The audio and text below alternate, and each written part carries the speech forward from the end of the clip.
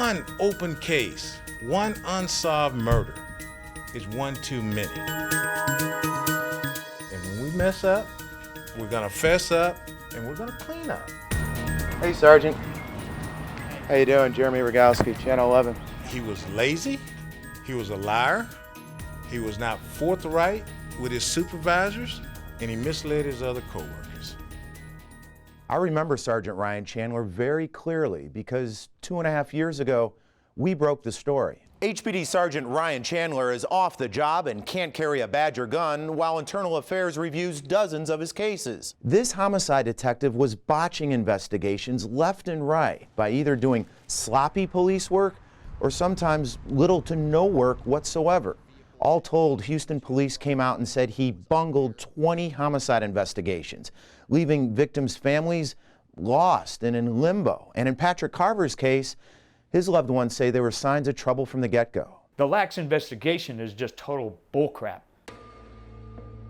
We were going through the living room and I almost tripped over a bag that was in the middle of the living room floor. That was the stuff that was in my closet. Somebody's looking for something, I don't know what. It should be really good evidence because unless somebody's wearing gloves when they do that, there's going to be fingerprints on a lot of stuff. All they had to do was drive back over there and get it. Never heard back from him. Never heard back from him. I tried to contact him again. Never heard back from him. My name's Travis Nino. I met Pat in 7th grade. Watch Daniel. Watch everything. My name is Daniel Soto, and I've known Patrick for about 8 years or more. Right now we're at Beverly Hills Park, and this probably brings back memories for me because this was maybe the closest park that we had towards Pat's house. We did everything here, from playing basketball to playing football on the field. Sometimes we'll come here just to chill.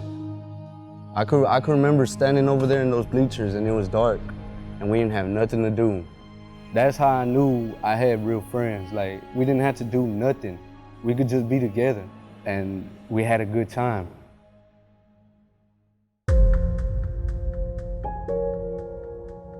There has to be one goddamn fingerprint there in that house. There had to have been. The first thing I seen, a big footprint. That's a lot of evidence right there. You should be able to tell what size it is, what type of shoe. Did they follow up on that footprint? I don't know, because Chandler never answered back my calls. The most I would get back from him was, oh yeah, we're checking on the case, we're following up some leads, and hang up. The police chief called the sergeant lazy and a liar.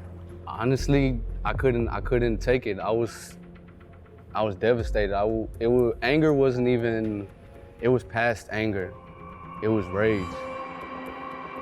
He's a human being. Nobody deserves to not know nothing about his death. No one deserves to one day get murdered and next day the whole police department, the whole justice system seems like they forgot about it, like it never happened. 20 homicide cases botched. How are they botched? He doesn't follow up on cases. He takes years to follow up on them. Time and time again, a year later, up to 4.5 years later. We got a case where he showed up, there's a trail of blood coming out of an apartment and he doesn't even go into the apartment. Other ones, a 1-year-old was shot in the back in a drive-by, an innocent 1-year-old child. You don't investigate properly. You don't fill out follow-up reports. They had video of this case. They had surveillance video of this. It wasn't like it was without leads. Another murder happened in April 2012. His name's Dennis Brizuela, and he is an immigrant from Honduras, and he's gunned down in his driveway. Sergeant Chandler failed to supplement his homicide investigation for about 1.5 years. The 20 murders detailed here that I read into, looking at my map that I made, these were all murders in marginalized neighborhoods. So it begs the question, why didn't he care about this? A homicide investigator, that's the elite of the police department. I remember interviewing the mayor and I said, what does this do for the public trust, faith, and confidence in the police department? It destroys it.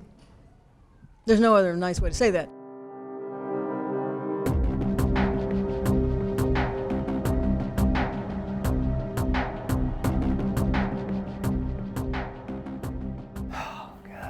What are the words, Rusty, that come to mind about the handling of your son's case?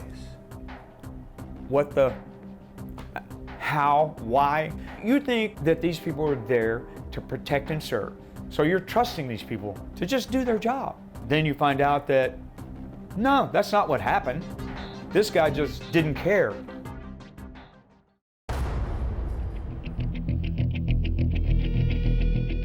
A huge twist in all of this is Rusty, the father, changes.